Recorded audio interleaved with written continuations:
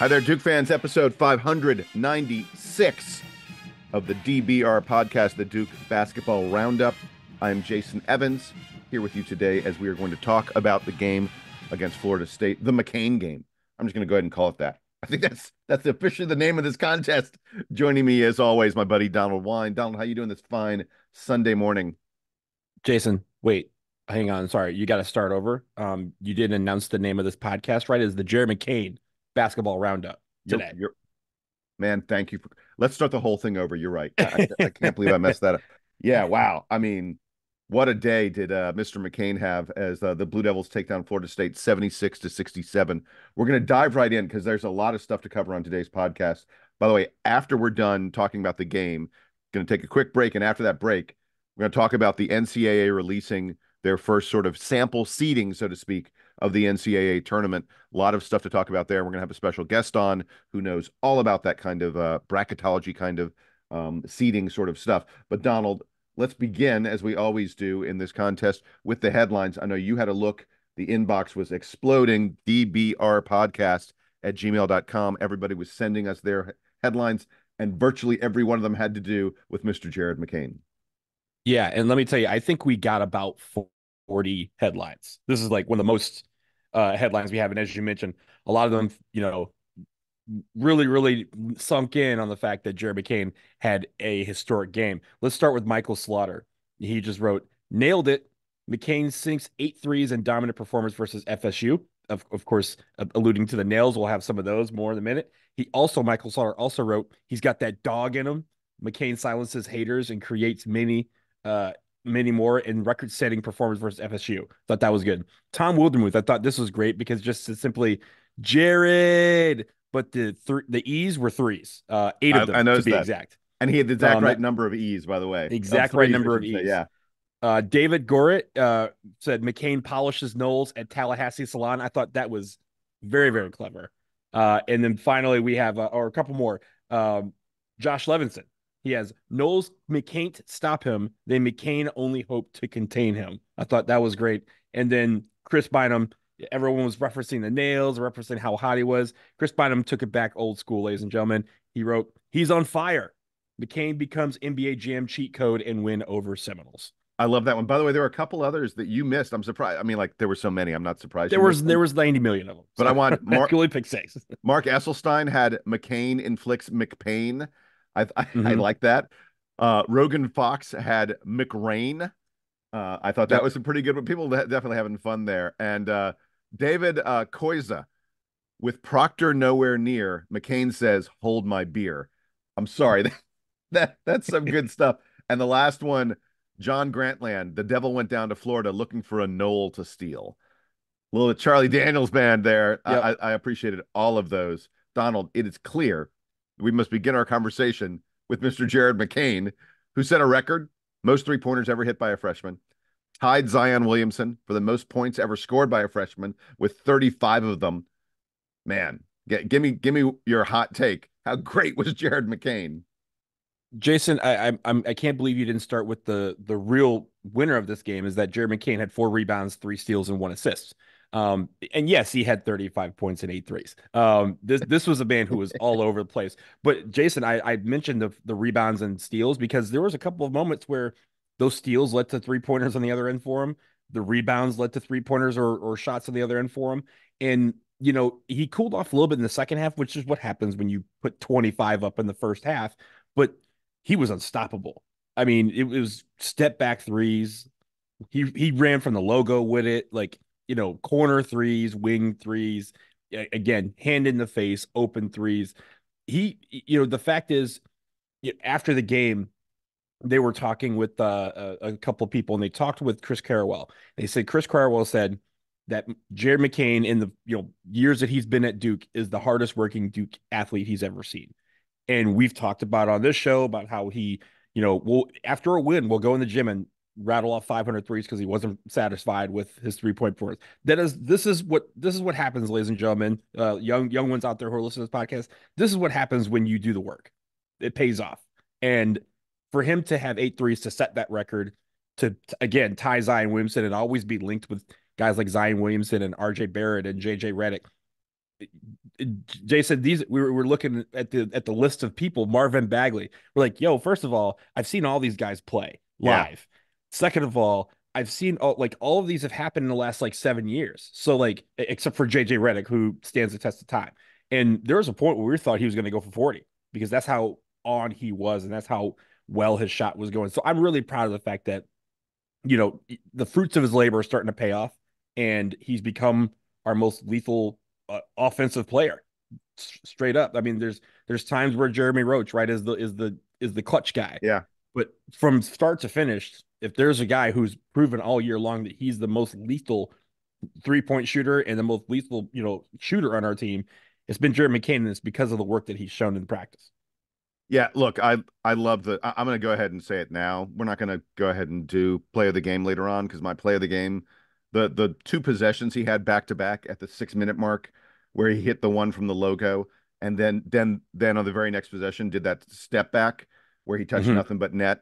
I mean, come on, that sequence back to back was just the basket was the size of the ocean for him. You could in that first half great shooters when they recognize, wait, I've got something going on, they hunt their shot. And man, Jared recognized, don't take me out, give me the ball. I got something happening here, and I want to just keep it going. I mean, if there'd been no halftime, he would have kept on doing that in the second half. I'm convinced that that's sort of what cooled him off a little bit. Since we're doing play of the week now, I'm just going to get out of the way. My play of the week is not the same one, or Play of the play of the game, game. I'm player of the sorry. week. But Yeah, don't worry, player of the week, and player of the week will probably we'll be the also same. be talking about Jared McCain. Jeremy McCain. But the play of the game is not the same as yours because, hey, spoiler alert, Jason, we had like several chances for us to pick the right play. This is also the right play. At the end of the first half, he grabs the ball. It's a steal. He rebounds to him. He drives instead of going all the way to the basket where he has a clear path. He stops, pump fakes, does like a little shimmy, backs up, nails a three as That the was first half absurd. ended to make it 25 points, right? Again, to have this historic half, to make it what 7 threes in a half, eight Yeah. threes. And the point of that is that Jason was still a close game at that point. So Yeah. that was something where again, any momentum that you had from Florida State entering halftime, gone in the instant of him shooting that ball and then telling the crowd to hush as he put his fingers to his lips to silence them. Like the fact is, this 35 points, it's not like he took over the game and was playing, a lot of mercy, hog ball or anything like that. It came within the flow of the offense. Everyone kept saying they looked to him to shoot, and as he kept making them, they just kept looking to him to shoot it even more. But Jason, it also helped us win the game. It wasn't just 35 points for the sake of 35 points. I think that's the most spectacular thing about it is that we needed those 35 points from him, and he gave them to us. Yeah, in a very big way. I'm glad you talked about the moment where he told the crowd to be quiet, to hush, because Jared McCain is a guy who, look, you see his joy of playing on the floor all the time. We talk about how much of a hard worker he is. He's a super, just from talking to his parents as much as we have, he is a super sweet guy, but he's also got a little bit of that dog in him. There's no question about Mm-hmm. that. And like I loved it when the commentators were saying that his favorite thing to say on the floor is that y'all letting a guy with painted fingernails cook you out here. Yep. uh, Apparently that's his favorite thing to say every game. So, because yes, I mean, right. it's not the first time we've talked about Jared McCain's fingernails and his nail polish. Which, hey, look, if he's going to do 35 points, I'll help. I'll help. I'll help. I'll pick a design for him, pick the color, whatever he needs to do. But nails are flossing, and it looks great when he's shooting and the ball's going through the net. Yeah, exactly. Exactly. All right, let's put Jared McCain aside for a moment. Obviously, clearly a remarkable offensive shooting performance from him. And like you said, he filled up the box score in a number of other ways. Uh, Donald, let's be, we're going to do the bad in a little bit. I don't have a ton of other stuff in the good other than Jared McCain. I want to talk about Jeremy Roach for a second. He was to me the only other guy on the Duke team who really brought it at the offensive end of the floor. I thought Caleb Foster had a couple really nice finishes in the lane, but for the most part, Duke's offense in this game was Jared McCain or Jeremy Roach, and none of the other guys were really there. But because we're in the good, I want to talk about Jeremy Roach, who I thought once again in one of these games where whenever, when the shot clock's running down, whenever Duke needs a bucket, Jeremy Roach is the guy they go to again and again and again, and for very good reason. He puts up 17 points, and a lot of those points came in the final like 4 or 5 minutes. Florida State Hmm. was not going to let Jared McCain do nothing but shoot 3-pointers the whole game. So in the second half, Duke had to find someone else, and it was really Jeremy Roach who, he's just so creative at getting his own shot for himself. And by the way, he again led the team in assists with 4 assists. This was a game where Jeremy Roach had to handle the ball more than usual because Tyrese Proctor was not there. And when we get to the bad, uh, I'll tell you now, I'm gonna mention the fact that Tyrese Proctor wasn't there, and the fact that he got hurt on a play that the refs didn't even call a foul, that, but we'll wait on that in a little bit. But I thought Jeremy Roach had, it wasn't like the most efficient game for him, just 3 of 8 on 2 pointers, but I thought it was an outstanding contest from Jeremy Roach because Duke needed him to be as assertive as he was, especially down the stretch, the final 5 minutes. As you mentioned, he established the pass in the first half because Jared McCain was lights out. And then in the second half, he established the run, so to speak, if we're in football terms. He established the ability to create.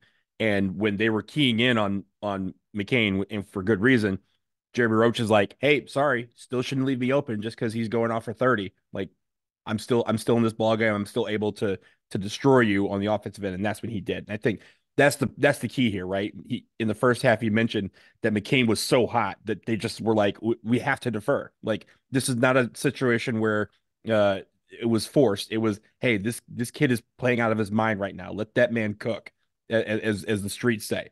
But then in the second half, when he started to cool off a little bit, hey, I got you. And this is where again, clutch Jeremy Roach shows up, and it takes a game that's a 4 point game and turns into an 8 point game very quickly because of his ability to create off the dribble, his ability to recognize when he's open to shoot a three and nail him. He hit 2 of them, and that is that's the senior Jeremy Roach that we all expected, right? We didn't expect him to play. Honestly, we didn't expect him to play as well as he has been playing. But this is Jeremy Roach that we know and love, the playoff Roach that we've seen, and I appreciate that we're having it in mid-February and it's been around all year. Again, probably one of the most consistent players that we've had on this team all season long. Yesterday was no exception. Yeah, so my other thing I have in the good is that I thought that Duke worked hard in this game, and I think that really matters. There were a number of 50-50 balls on the floor and the such where I really saw these guys going after it hard. And the place it really showed up to me was in the rebounding, because this is a game where Duke wins the rebounding battle 36-27. That's a fairly significant defeat of Florida State in rebounding. We mentioned in the preview, Florida State is the biggest team, the tallest team in all of Division One basketball. They just got a ton of different guys out there who are big and can get to the boards and get rebounds on you. Donald, Duke had 15 offensive rebounds. That's 45%, better than 45% of the shots we missed. We got an offensive rebound. By the way, sort of a weird quirk of it was 6 of those 15, like the leading offensive rebounder was the team, and that those were balls where, a bunch of people were fighting for it and it ended up going out of bounds and it goes to Duke. So there's no person who grabs the rebound, but Duke retains possession. Someone had to get a rebound if there was a missed shot, and so the Duke team got the rebound. But those are again situations where Duke was fighting and battling with a super tall Florida State team, and and in the end, the ball was ours. It's just, to me, it's a big deal to be able to beat a team like Florida State that badly on the boards. And it is worth noting that Duke has now out rebounded their opponents in 15 of their games this year. In those games, Duke is 15-0. Yep. It, I'm not saying that this is the ultimate reason why Duke wins and loses or anything like that, but probably the single stat that correlates best to whether or not Duke gets a W or an L is whether or not Duke wins the rebounding battle. And I wouldn't have thought that before I looked at it, before it was provided to me as a stat. It was a little bit surprising to see that, but this was one of those games where Duke needed every one of those possessions, and the offensive rebounding especially was really impressive. And Jason, it's because it translates over to the energy and hustle and intensity that you mentioned that we had. and that Shire specifically mentioned in his post-game press conference. He specifically mentioned Jalen Blakes and Sean Stewart for their hustle, winning those loose balls, those 50-50 balls. Jalen Blake's even providing a spark on offensive points. Like he had that one play where he got the ball and drove the length of the court and laid it in for the and one, and ended up with 5 points. Like we're not asking him to provide a spark on offense. And when he does, it's great, right? Even if it's just one bucket. But for both of them and for Sean Stewart, it's about that energy when they come in a game to know that, hey, it's, Ryan Young. Like when you come in as a hockey shift, play your 3 minutes that you're going to get, play them to the max of your ability, the max of your intensity, and help this team sustain that long after you got off the court. And I think that's what happened. He specifically mentioned winning loose balls and getting rebounds are were the focus, and the fact that, hey, we didn't have a great shooting day, Jared McCain notwithstanding, we didn't have a great shooting day. We weren't perfect. We turned the ball over, and he's like, you have to approach every game knowing you're not going to be perfect, but it's those intangibles. It's that hustle. It's that grit. Going after a loose ball, not necessarily winning them, but even winning every single one of them. But winning most of them means that you're winning the rebounds. You're getting off, and the one thing about it is, if you're winning these intangibles, you have the basketball. Florida State cannot hurt you without the basketball. The other team cannot hurt you if they don't have the ball in their hands. It's very simple. Unless you're putting the ball in their net for them, they can't score. So winning those loose balls means the end of possessions for Florida State. That's the real key here, is that Florida State, a team that we said would try to turn this into a track meet, may not be the most efficient offensive team, but they're going to try and turn it into a track meet and get more possessions, more bites of the apple. We limited that with the rebounding and by getting off through these loose balls. Yeah, I'm glad a moment ago that you mentioned both Jalen Blakes and Sean Stewart because, look, this is a game where Duke's missing Tyrese Proctor, and that means that the other guys on the bench have to elevate their play a little bit. And I thought both those guys really did a very nice job. Limited minutes for Sean Stewart. I'm just going to go ahead and say it. I get that Mark Mitchell and Kyle Filipowski, were playing great the other day against Wake, and I actually thought Mitchell had a fairly good game in this contest as well. Uh, so I understand that it's hard for John Shire to find time for Sean Stewart after that BC game where we talked extensively about the fact that Sean Stewart got sort of extended minutes, got a second hockey shift, as you put it, Donald. I just, God, I wish John could find a way to continue to do that with him because Sean Stewart in 4 minutes had 4 rebounds in this game, including 2 offensive rebounds. So he literally had as many rebounds in 4 minutes as Mark Mitchell had in 34 minutes of play. And it's about consistency on Sean Stewart's part, right? We haven't Yeah. seen that from him. I'm not saying that as a negative, right? It happens. He's a freshman. He's going to have inconsistent moments, but it's about bottling that energy and saying, hey, when you come out, if you give me nothing, give me that, right? That's your focus when you come in the game. Everyone has a role on this team. Everyone has a role in every team. To try and buy into those roles is the most important thing a coach can do. And it is to help them understand, hey, when you're on the court, I need you to do this above everything else. I need you to shoot. I need you to rebound. I need you to distribute the ball. I need you to play defense. Those things all forming together and everybody buying into that and understanding where everyone on the court is. Obviously, in the end, you still have to score, you still have to play defense, do all these things. But understanding those roles is half the battle. You have to be able to understand that. I think Sean Stewart understands that. I think Jalen Blakes understands that. The application of that is what needs to continue to be consistent. And I think yesterday was a good day for them in those regards, being able to play defense, providing the hustle, the energy. We're going to need that the rest of the season. We're getting ever closer to March, Jason. We're what, 12 days from March? We're getting close to the end here. The energy only can ratchet up from here. The intensity is going up from here. We just need to continue to match that. Yeah. Okay. So I want to move us over to the bad just very, very quickly. And I, this this is a game you got to have some concerns about some of the things that happened in this game. Let's start with the turnovers.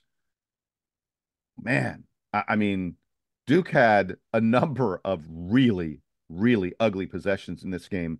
We talked, Donald, in the pregame about the fact that Florida State was going to have to turn Duke over to have a chance to stay in this game. That's a huge part of what they do defensively. And usually it is something that Duke does really well on offense. Duke had 17 turnovers in this game. We had a turnover on That's a more than lot for anything. Is that what yeah, that's got to be one of the most that we've had all year. yeah. We had turnovers on more than 25% of our possessions. That's just egregious. Jared McCain had 5 of them. Jeremy Roach had 4. Kyle Filipowski had 6 turnovers, and so many of them, in my opinion, were just gross terror. Like there's a ball in the first half where Jared McCain was cutting through the middle of the lane and Kyle threw it to him, even though he was like double teamed. There were like 4 guys in there, just not valuing the ball. It was an incredibly risky play.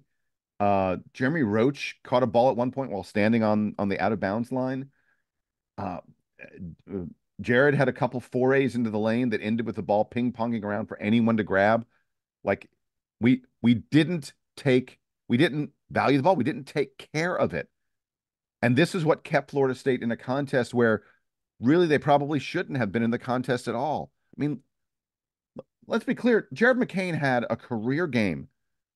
Dude was an absolute flamethrower out there. And this was still very much a contest till the very end. And one of the major reasons is because Duke didn't value the ball and just repeatedly turned it over to Florida State. And by the way, hand in hand with that was the block shots. Florida State blocked 9 shots in this game. Duke had very poor awareness of where the Florida State defenders were on the floor, and it allowed them to get deflections and steals and block shots at just crazy kind of rates. To some extent, Duke's lucky we won a game that we played as sloppily as we played this one. Yeah, like I said, it took 35 points from Jeremy McCain. It took 17 points from Jeremy Roach. It took hustle and energy and effort from Jalen Blakes and Sean Stewart for this game to win. And like we said, Jeremy McCain had a historic game, but he didn't have a perfect game. And that's fine, right? Like the one thing that concerns is for a team that is averaging less than 10 turnovers a game this season, they had 17 yesterday. And again, 17 points against a better team or 17 turnovers against a better team is going to yield more points off of turnovers. There's going to yield more second chance points on the rebounds, that sort of thing. And you can't let good teams get more bites of the apple. Florida State, yeah, I guess that's the game plan. That's what they want to do. And you want to try and let them do that. That's fine. But if you're going to get into the NCAA tournament and play a 2 seed or play a 3 seed and do that, or a 1 seed, you're not going to that's not going to happen in the NCAA tournament. It's not going to happen in the ACC tournament. So those are things that need to be cleaned up as we move forward, because the one thing you can't do is not take care of the basketball. That's just paramount. You can't score again. You can't score if you don't have the ball. And if you give it to the other team, you're just giving them chances to score. I think that's very key. I think, Jason, the other thing about that is, we talked about 2 players who scored the bulk of the points, right? When we talk about the rest of the starting 5, Caleb Foster, Mark Mitchell, and Cal Filipowski, they combined for just 19 points. Remember, Jeremy Yeah. Roach had 17, and we only had 1 block. So again, there's things where, yeah, it wasn't a great day offensively for us, save for a couple of guys. And I think when you think about how bad we needed Tyrese Proctor to at least alleviate some of the things around us, right? The one thing I always stress when someone is hurt and someone's not playing in the game, the one thing you need to figure out how to do, and this team has not mastered that yet, is to be able to bring the qualities of the player that you're missing onto the floor without sacrificing why you're on the floor. Jerry McCain was able to get his shots off. That's what he's on, one of the reasons on the floor for, right? But someone was not able to bring that dynamic creativity in the paint, to not bring the assists. We only had 10 assists on 26 made baskets, Yeah, I was going to mention and that. Yeah. Jeremy Roach had 4 of them, right? So there was not a lot of moving the ball around, because that was something that Tyrese Proctor did. At least he may not have been as good this year as he has been, but he has been that guy that on the floor he's supposed to do that. We're supposed to provide defense. We weren't. There was times we had some very bad defensive lapses, and we're supposed to take care of the basketball. All things that Tyrese Proctor is known to do. All things that were missing yesterday because Tyrese Proctor wasn't in the lineup. I agree with every word you said. And I want to add one more thing.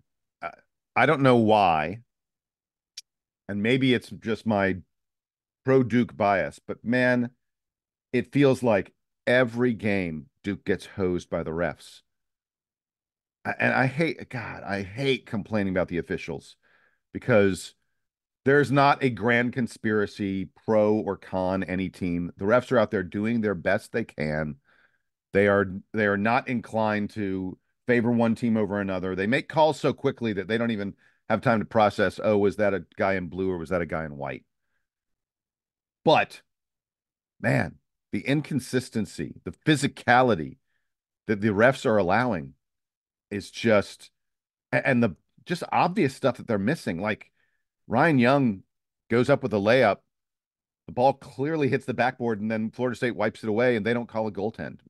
That's just like a basic rule. That Uh, that's the most egregious one, right? That we saw that a few times yesterday. The game, again, where Tyrese Proctor got hurt, and that was as you mentioned before the show, that was not on a foul call. A foul wasn't called in that play, and he's out for an entire game due to concussion as a result. But on that game, I believe there was another like block or two that were goaltends that they took. They said, "Oh no, we're not going to review it. It was a clean block, and it clearly went off the backboard." That is something that across the board and in the NBA referees have been missing a lot this year, and I don't understand why. Because you have the art of the replay to go back and go, did that touch the backboard first? It did, clearly. And that one, it was in real time where they're like, oh, that's weird. They didn't call that a goaltend. Like they were literally as the ball was going up the court, they're like, that's probably a goaltend. Let's look at it the next replay, and they're like, yep, still a goaltend. So I'm curious as to why that has been something that's been missed so often this year, and also why they're not using the art of the review to make that play right.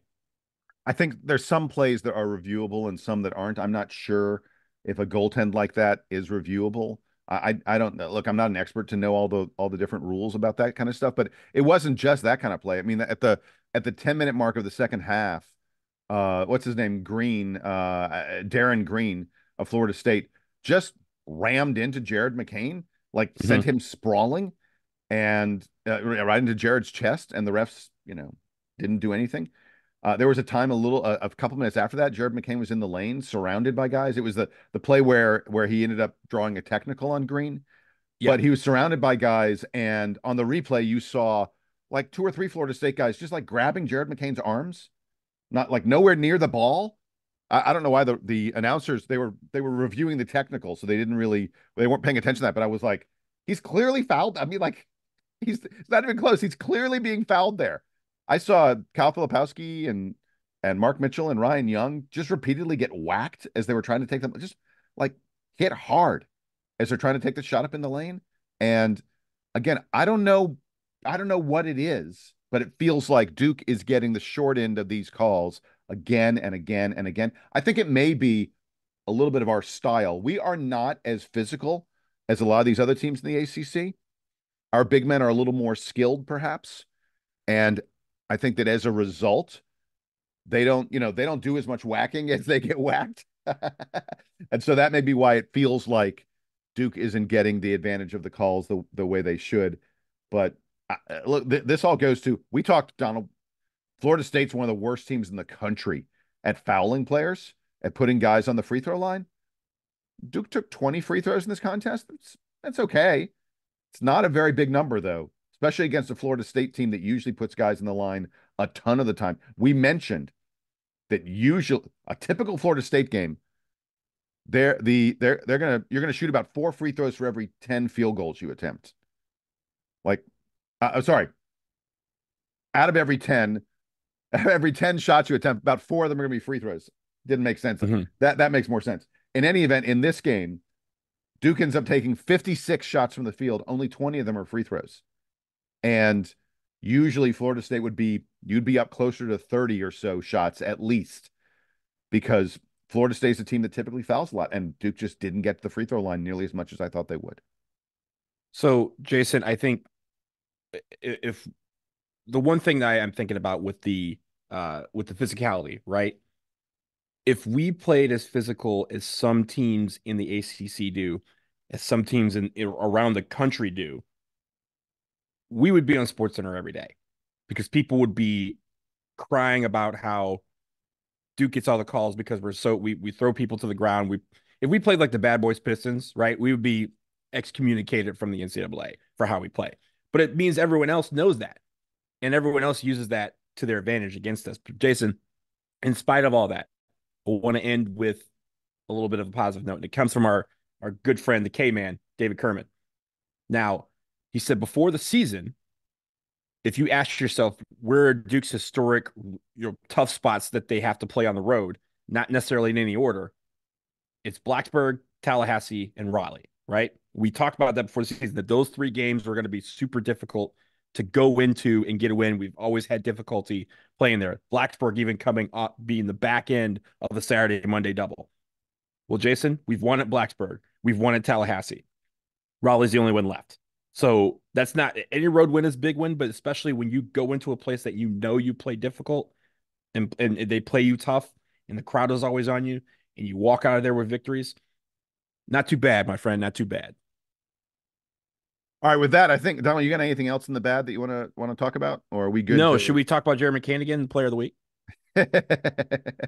Yes, Jared McCain is my player of the week. I'm sure he is your player of the week as well. Did you have stats on him that you wanted to mention or anything like that? 52 points, 11 threes, 14 rebounds, 5 assists, 4 steals this week. And Jason, the most important, the most incredible stat to me.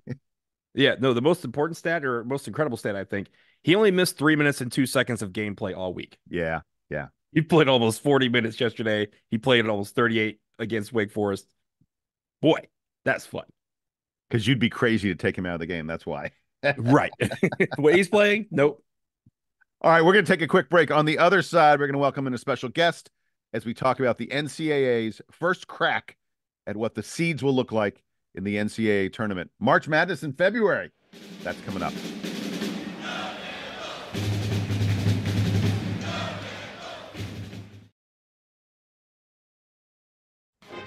Hey, Duke fans, Jason and Donald here with a commercial message for you. You know, as the calendar keeps turning, the intensity of the games continues to build. And in February, we here at the DBR podcast are really proud to be teaming up with MyBookie for some extra fun in the build-up to the big brackets coming in March.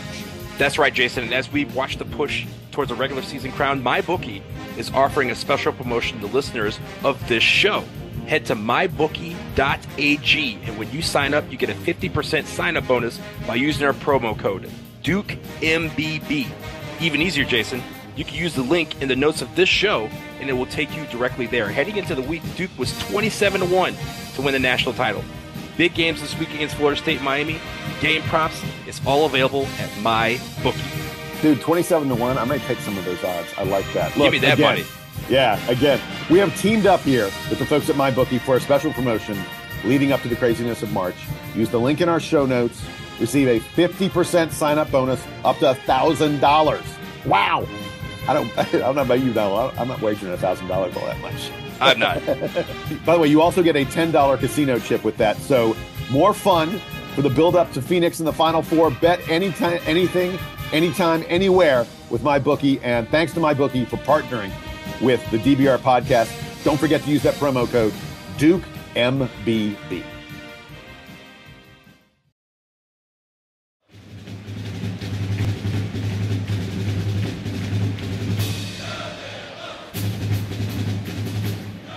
All right, Donald and I are back from the break, and look, we're going to talk about the NCAA releasing its first shot, its February version of the NCAA seeds, the top 16 team, all the top 4 seeds. And to help us out with that, we want to bring in a great friend of the podcast, Scott Rich. Scott is, man, he is a dude who tracks this stuff extensively. If you are not someone who follows the Duke Basketball Report bulletin boards, then you're missing something, because Scott is giving analysis of potential seeds and the NCAA net and all that other kind of stuff all the time. Scott, thanks a lot for checking in with us on Sunday morning. Thanks for having me. All right. Well, so I'll go ahead and give the list, not the entire thing, but some of the teams worth noting, and then you tell me what your initial observations are from this list. They name we'll give you the 1 seeds in order: Purdue, UConn, Houston, and Arizona, where they're 1 seeds. I don't see anything controversial with any of those selections. They have UNC at number 5 in the seed order, the top number 2 seed, which may be a tad high for them. They have Duke at number 12, the last of the 3 seeds. I guess that's probably fine. And then, it all rounds out Auburn, San Diego State in there at number 14. I guess that's the one that opened my eyes a little tiny bit. And then we get all the way down to Illinois and Wisconsin. Scott, give me your take. What do you think about the job the NCAA did? Anything that you're learning about what they're looking for or things like that from this initial seed list? So I think one of the things that was the highlight here that you mentioned that I actually called this in my article on DBR. I was pretty proud of was San Diego State as one of the, better 4 seeds. This is something that, the casual college basketball fan doesn't know how good the Mountain West is this year. It really is. Yeah. They will, in all likelihood, have the 3rd most teams in the tournament following the Big 12 and the SEC, unless Does some the Big Mountain 10 West teams. incorporate do they inherit the West Coast bias once the Pac-12 dissolves, or how does that work? Who's in the will? That's a very good question. I think there were rumors that the Pac-12 was going to just try to add their branding to Mountain West or something like that. So I wouldn't be surprised if sometime in the next half a decade, the Mountain West somehow morphs into a new Pac-12 or something like that.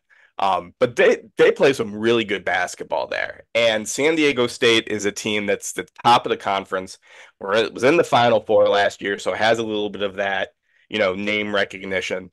And it made sense for the committee to say, if this is one of the top conferences in the league, they should have, the best team should be a top 4 seed.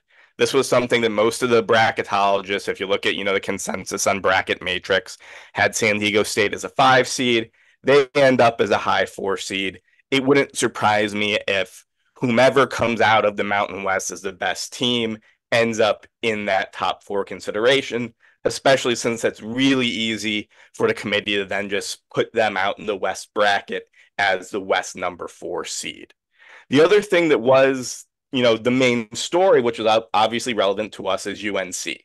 Most people had UNC as a 2 seed, but a low 2 seed, especially after their recent struggles. The fact that they were the number 5 overall seed really opened some eyes. And I think, Duke fans never want to root for the Tar Heels, but this ends up being really good for Duke. Essentially, what this says is that the committee views the ACC better than the average fan, better than the bracketologists, better than some of the media narratives about the ACC being down. And not only that, but one of the things, if you actually watch the overproduced half-hour show that they put on CBS to fill some time, the committee chair mentioned that one of the teams that was in the running for the last number 4 seed, the number 16 overall, was Clemson. Now, obviously, that changed after they, changed after they lost another close one last night. But the idea that the ACC was very close to having 3 top 4 seeds is something that probably would have seemed outlandish back in December or January.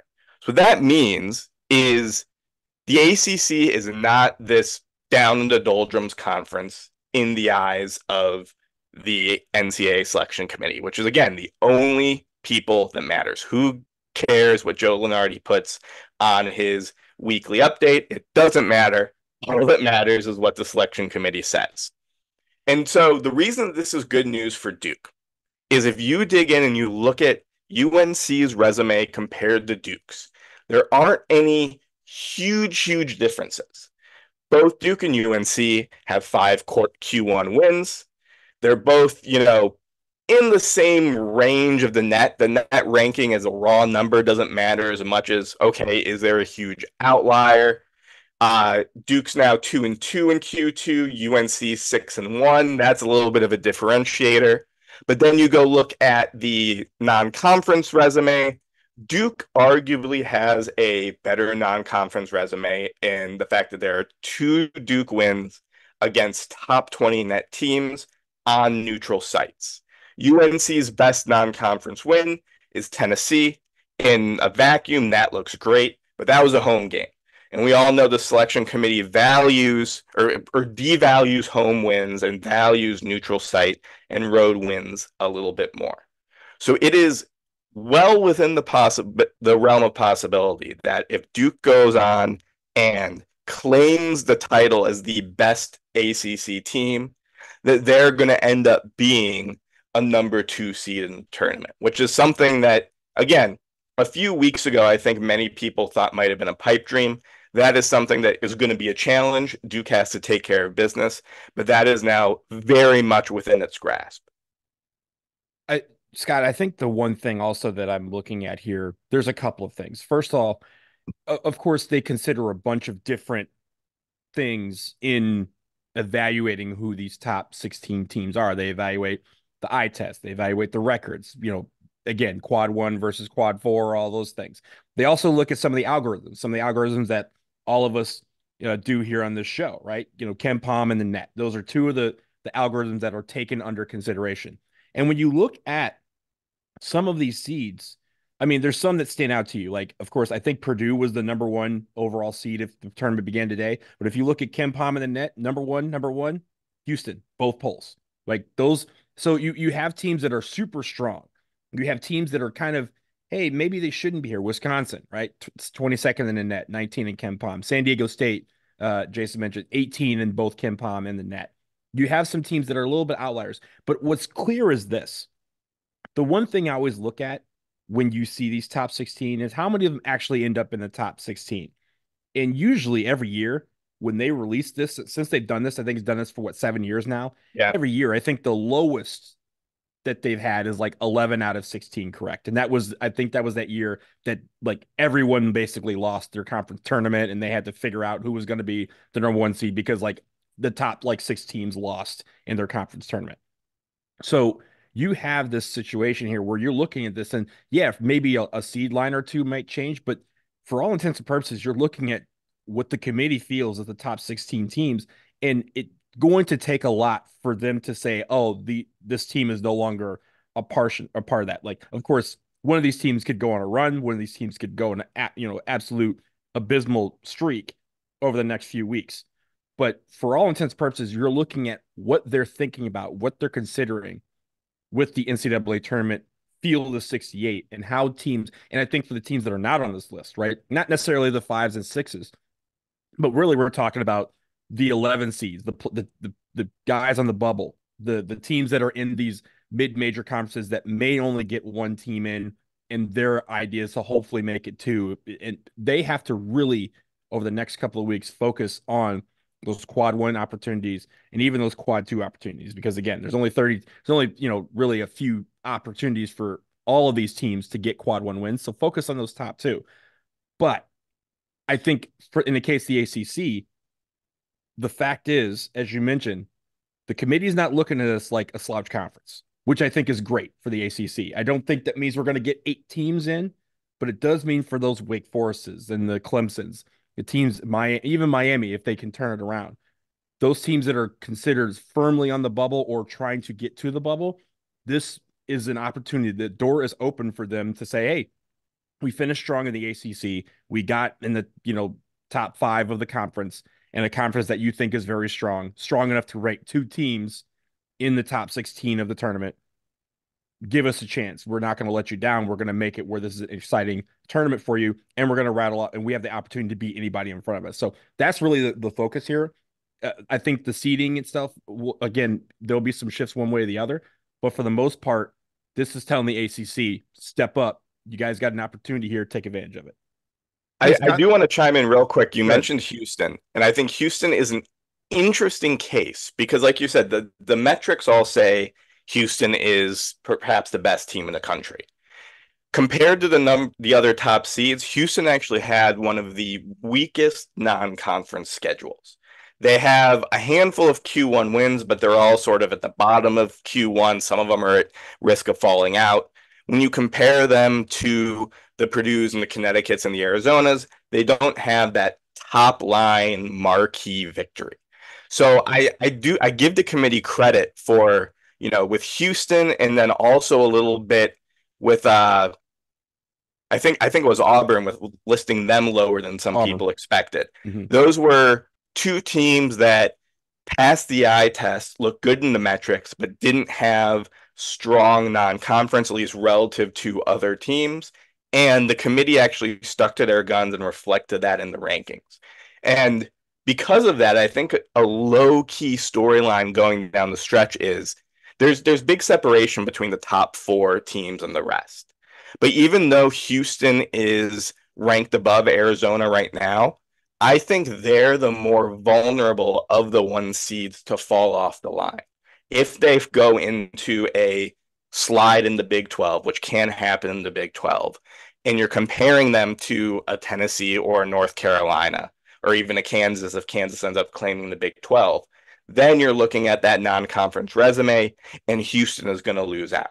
So that could be something where in a year where I think there really is a top four that separated itself from the pack, if there is one that's vulnerable, it may be Houston, even though they're the number 3 as opposed to the number 4. Yeah, well, and Houston still, they've got a game at Baylor. They're hosting Kansas. I mean, as you say, the Big 12 is an absolute gauntlet. Every road game in the Big 12 is a potential. They're playing at Oklahoma. They could absolutely lose any or all. They've got Iowa State at home. Iowa State is a top 10 team or really close to it. Yeah, it could be.